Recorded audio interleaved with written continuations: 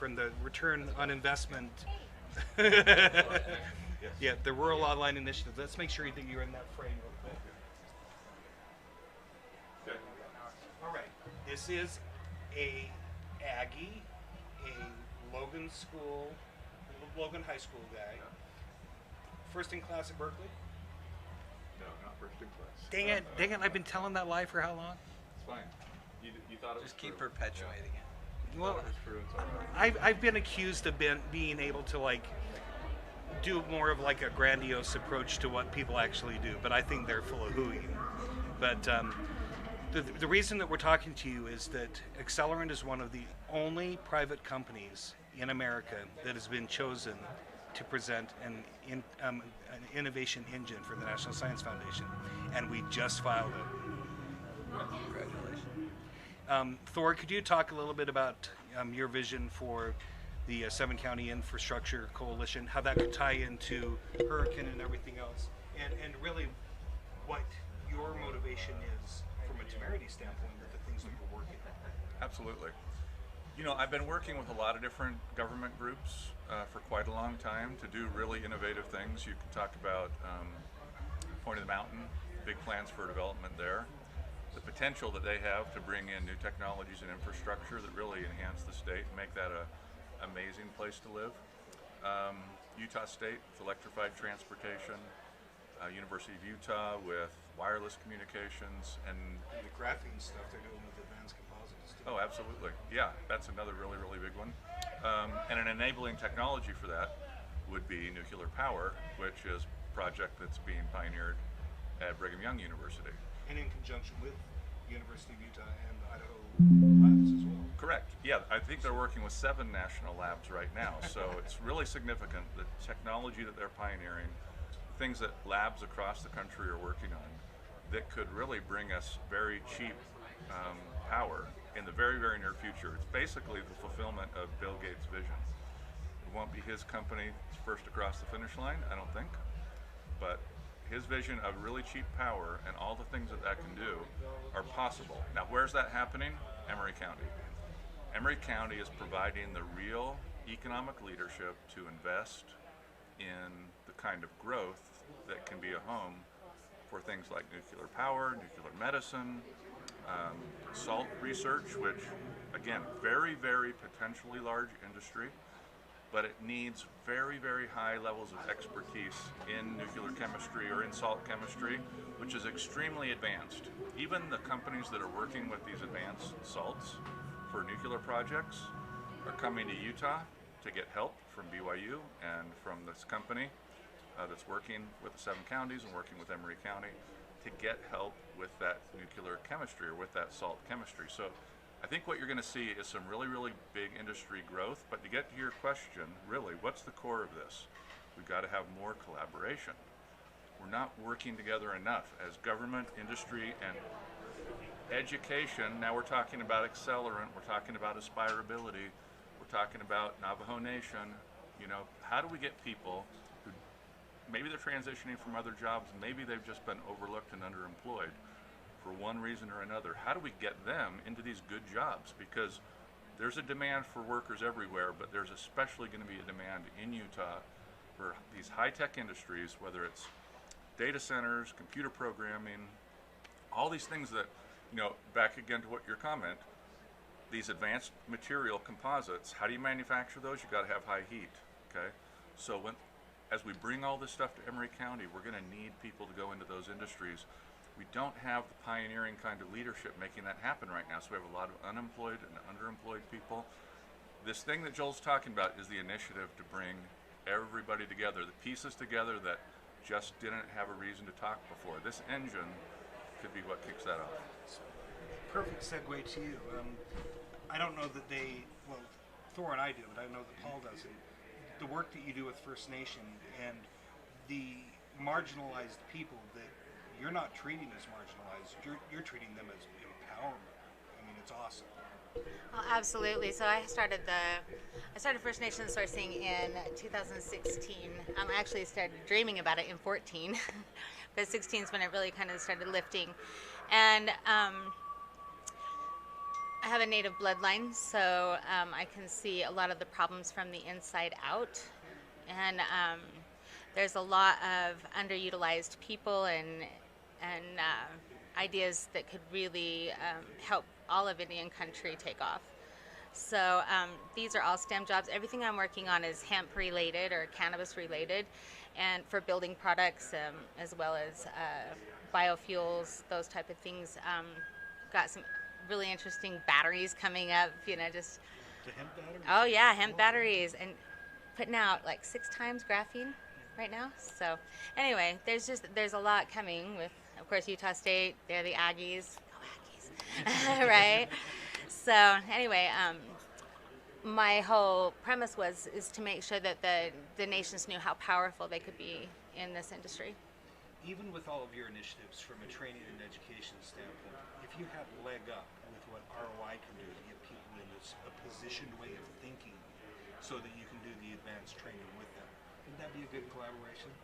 Oh, absolutely, and we would like to see a lot more collaboration, internships. We want these kids excited. So I'm going to take this over to myself. I mean, I've never found a microphone I've been afraid of, but that's okay. We have organizations such as that work in critical infrastructure, since like the infrastructure masons. The average age of critical infrastructure workers is 57. It's my age. We're going to run out of people that are going to take care of data centers, but more importantly, build them and maintain them. So my challenge to you would be, as we develop these labs, we are going, can I talk about the JC with? Absolutely. Okay. We've been working on the JC Penny Building for about 4 years in Price. We had a couple of false starts, but we've always knew that we had this wonderful, voluminous size that was the destination on Main Street that we want to turn into that again. And we have, I mean, we're almost at capacity once we actually build this out, and it's all scientific and cool. I mean, this cat over here, Spencer Lovelace, wants to be able to start training people to be able to do more CTE stuff than he already has in place. There's the entire take on what has to be tied into the paralysis learning and highly scientific things. But these people that work from home are not going to have those skills unless they can get the fundamentals of what they're doing, and the reentry with mothers and stuff like that. There's just so many things that are crux to what you're so passionate about. And I don't know if she even knows what you've done the last 5 years that we've known each other, but I think you need to listen to what Paul has done, what he's built with his incredible team, and what they're going to be doing. It's pretty cool. Yeah, I mean, in 2017, there was this idea that came out of rural, and it was basically, we have this high unemployment rate. Paiute County, right? Yeah, Paiute County, Commissioner Bushman, and really what he was looking at is he was hiring remote workers for his business, and it was like, why can't people in my community do this? So we did a needs assessment, found that so many people just didn't even know it was possible, and they'd been burned by some like pyramid scheme, and they didn't really have an interest in it. And so yeah, that's what we've been trying to do, is leverage the asset of the broadband capabilities that our leaders have invested in for so many years. They had the vision, and we're kind of living in the shade of that vision because so many other states don't have the infrastructure. And when you look at some of the studies that show, like with the internet and with all of the efficiencies that have come with technology, we're saving on average about 10 hours a week of like manual labor work. We don't have to go and like farm our own food and things like that, although that is very good activity to do. But we're saving all this time, and then what do we do with it? We can either be consumers of technology or creators of technology, and in a lot of cases there's a lot of consumption. So Netflix is like using up the time that we could be using, and so with that capacity. So the Rural Online Initiative started as an extension program at Utah State to connect people, and the idea was connect people in rural communities with remote jobs wherever they are, and really what we learned from our initial studies or interviews with the program participants is that it was very empowering. 76% of our participants are women. They're re-entering the workforce. They have dependent care responsibilities. There's limitations on what they can do. Some of them are just looking for a little bit of extra money to go on a vacation or pay for a kid's sports, and so they have the availability, the time, the capacity, so much talent, and so we've been able to connect them with those remote work opportunities, and really see them be empowered. And so I look at kids with limited opportunities in tribal nations, and we've been able to help them, especially with like translating services. They're able to transcribe and translate medical coding and different opportunities. But what the real opportunity in this last few years has been helping the employers who are in desperate need of talent on the Wasatch Front, this tight labor market. They're looking for diverse talent. They're looking for more women in the workforce, and just overall diversity. And we're able to connect them with employees throughout the country, not just here in Utah. So we're really this kind of connector, and we're just providing employers with an opportunity to get talent in rural areas, and people in rural Utah, and connecting them with jobs all over the country. So I just look at like the need that Emery County has. They're not going to be able to get that. It's going to be kind of an overnight success in 25 years with their workforce, their young people. We started robotics clubs in Emery County 2016, and they've just been continuing to grow, and that just takes time building that STEM talent pipeline. But if we can change the mindset, which we are it is changing, that hey, I can live here, I can get my education here, I could go get my education somewhere else, I can come back and provide for my family here, and I have this really awesome tech job locally or abroad. I mean, the possibilities are endless, and we're just scratching the surface. All the success we've had is just scratching the surface so far. But I'm really grateful for the legislators, the commissioners who are on the pulse of the needs of the community, and they connect the dots. And we're just program planners at USU, and really good at evaluation and communicating the impacts. And so the ideas come. It didn't come from me, but looking at it, I had a lot of the remote work experience already. It was just like, how do we operationalize these ideas and then start communicating those impacts that we make? And so the legislature's been just 100% behind us all the way, and then our administration at USU as well. Noel's awesome. I think in the future, in 10 years, Thor and I are 10 days apart, and you're just a little bit younger than us. I'm 67 years old. What? I thought you said you were 57. In 10 Oh, years. okay. What's the future of caregiving going to be like? Are we going to be able to have more virtual care to be able to create more companionship for those that are getting into their silver years and stuff like that? These are things to me that are fascinating, because I've been a caregiver for my parents the last couple of years, and I'm thinking, how can I come up with something that helps them? And we're of the age where we all have lost or losing parents, and we have to do that.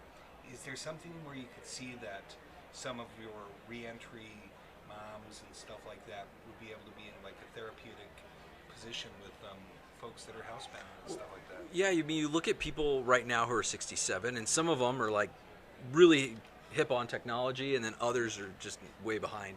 But because of COVID and just the adoption of so many technologies that enable remote work and communication, we're looking at the future 67-year-olds like yourself are super tech savvy. 10 years. Yeah, in 10 years. And you look at the number of patents. So one of the arguments for why remote work is going to stick, why it wasn't just a fad, is that the patents, the patent applications that for technology that enables remote work doubled in 2021, and it was just like, whoa. And so because it's happening, we're innovating more, and we're hyper focused on this space. And so I look at telepresence, I look at VR, I look at AR, all these headsets. I mean, you're going to be able to just some people don't communicate so much with their loved ones that are older, because it's like, well, you're limited to a smartphone. My grandma's 101, doesn't have a smartphone. I have to go visit her mostly, and she'll talk on the phone, but with telepresence, I'm gonna be able to beam in her room and be there with her. And then you look at robots and things like that, and like, you know, You need to talk to Dan Packer. Dan. Okay. Yeah, Dan's one of our innovation guys that's doing some great things as he's going forward. I've admired. Well, you and I've talked about this. The passion that you have. This is something you had a passion for before you had the opportunity. You were a computer science professor, and you went on to your PhD, and you saw a need to be able to help people in various marginalized communities, but particularly those that are in the small places that the freeways are forgotten. Yeah. You mind talking to us again, and as we Totally. get closer, what would you think if we were to able to offer ROI a classroom with a public place where people could come do calibrations in the JCPenney building when we get it done? Oh yeah. We've already got people in that area, and so I love the idea of remote work in person, like remote work training in person. We piloted that in some with incarcerated populations, and so I mean that's something that's just around the corner. So we're ready for it. Knuckles all the way around. Thor Roundy, Cindy Maughn, Paul Hill, and yours truly. Out.